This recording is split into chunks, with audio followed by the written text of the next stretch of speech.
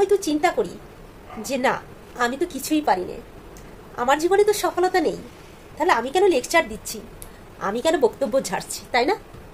কিন্তু সবাই কিছু না কিছু বলতে শিখে গেছে। যদি কোনো কথাই না বলো, তুমি যদি সবার মাঝে নিজেকে উপস্থাপন না করো, তাহলে তুমি কখনো আর পারবে না।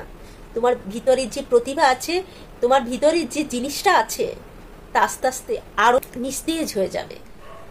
জীবনে কি পেয়েছি আর কি পাইনি তা নিয়ে কখনো মন খারাপ করো না, কারণ তুমি যা পাওনি তা নিয়ে যদি তুমি মন খারাপ করো, যতদিন তুমি বাঁচবে ততদিনই তোমার মন খারাপ থেকে যাবে। অথচ তোমার যে চাওয়া, তোমার যে পাওয়া, তা কখনোই পূর্ণ হবে না যদি তুমি মন খারাপ করো।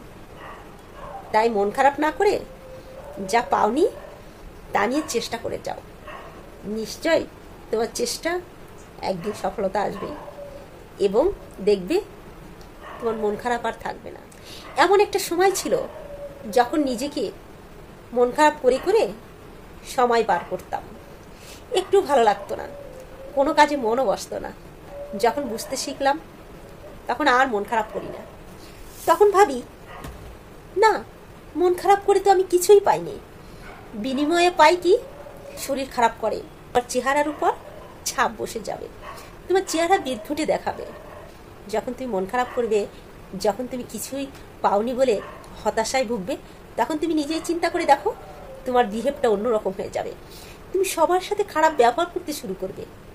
তাই জীবনে কি পেয়েছো কি পাওনি তা নিয়ে ভেবো না, চেষ্টা করো কি পাওনি তা অর্জনের চেষ্টা করো, তাহলে দেখবে তুমি যে চেষ্টা করছো ওই চেষ্টাটাই তোমাকে সাফল্যের দ্বারে পৌঁছে দিবে।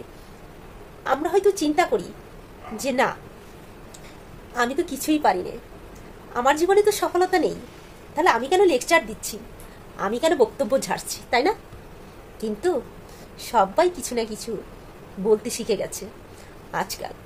না বললে তোমার তো মন খারাপ আরও বেড়ে যাবে, না বললে তোমার ভিতরে যে আগুন, তোমার ভিতরে যে প্রতিভা, তাহলে বিকশিত হবে কিভাবে?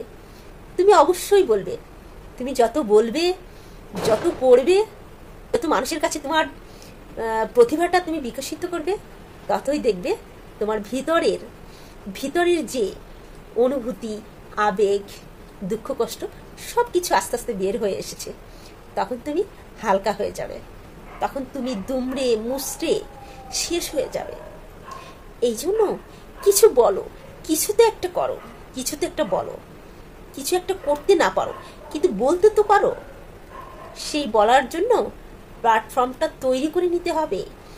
এবং আমি মনে করি ফেসবুক, ইউটিউব, ইনস্টাগ্রাম সবই সেই প্ল্যাটফর্ম, উপযুক্ত প্ল্যাটফর্ম, যেখানে তুমি তোমার মনের দুঃখ কষ্টের কথা শেয়ার করতে পারবে।